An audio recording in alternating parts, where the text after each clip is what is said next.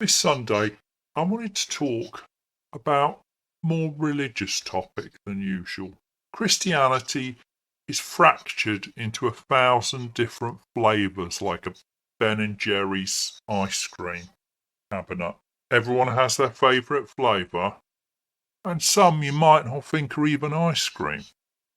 But every weekend around the world, millions of people go to church and millions more sit at home and think about how they're Christian.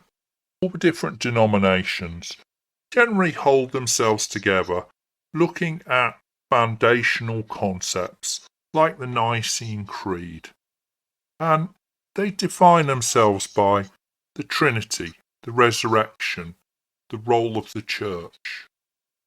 Most Christians have some aspect of their church's teaching that they quietly don't quite agree with, but probably don't tell the priest.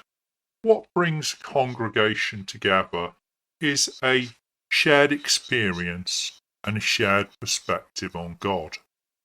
I've attended many different denominations services, from the happy clappy to the incense waving. I've spoken to many people who've moved between different denominations. But I've always found they share a warmth and fellowship. When I look at the Church of the Latter-day Saints and I read some of their core teachings and concepts and history, I would question whether they're Christian.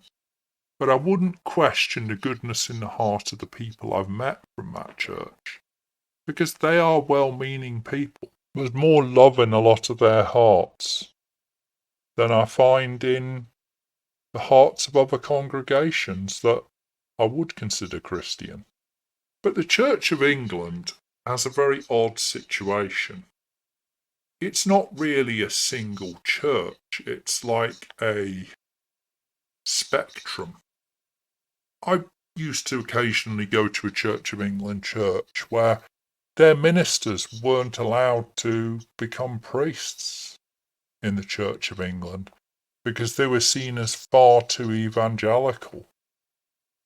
And I've been to Catholic churches where ex-Church of England were particularly fond of incense and Latin and everything Roman. They're a lot more keen on Roman than Roman Catholics are, particularly with the more important churches. I'm often shocked by the absence of God. I've been to several Church of England cathedrals where God didn't seem to get a mention, but every aspect of diversity had a place. When I go past a primary school and I see one of those building block sculptures with the symbol of every religion, I know it's Church of England, because I live in Britain, so we don't have Unitarian Universalists. The idea that all religions are the path to one God may well be true, but doesn't bode well for the church itself. If all religions are the road to God, then why should I go to yours? And that's been a root of a lot of the problems with the Church of England over the last 50 years. They've sought to be all things to all men. As their attendances have dwindled, as many have, their solution seems to have been to go towards a more pragmatic and ubiquitous form of Christianity, a goodness and kindness, and also to hang on to a ritualistic form of religion. It's all about the robes and the fancy candles. But splits have been building in the Church of England for a long time. Attending a range of their services shows you. In many ways, they remind me of the Conservative Party. The left and the right are all within one broad church, it's said. But as the leadership becomes entirely left, the right don't feel at home anymore, and the policies don't suit the voters who've traditionally voted for them. With the acceleration of the modern world, churches have sought to found an answer and a relevance. But the problem is, if you're offering everything's okay, like some kind of social club for people to prescribe to a few vague ideas, then you're rather boring. If you offer a rather dogmatic, old school religion, then you actually offer something of substance to some people. This is why, particularly in America, the more old fashioned churches have done well, whereas across the West, a lot of the pragmatic and open minded churches, modern churches, haven't done so well. But the Church of England has embraced the diversity, inclusion, and equity version of Christianity. The problem is, there's not much Christianity amongst the diversity, inclusion, and equity crowd.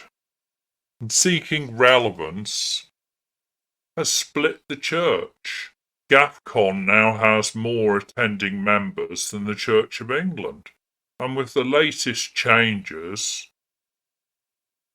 it's hard to see the Church of England surviving in its current form.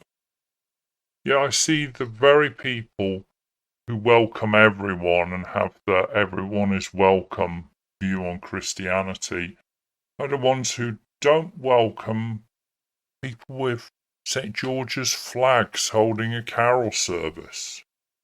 So long as you hold liberal views on morality, you're welcome. But if you don't, it's a real problem. I guess this isn't surprising from a church which has happily played along with pretend conversions. It's okay to make a mockery of the sacrament of baptism so long as you're saving someone from having to go back. And when that person goes on to kill someone, do we see any guilt? Do we see any sorrow?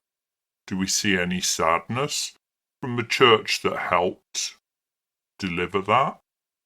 Struggle to see how the Church of England will survive its current problems. But its leadership seems to embrace the existing path.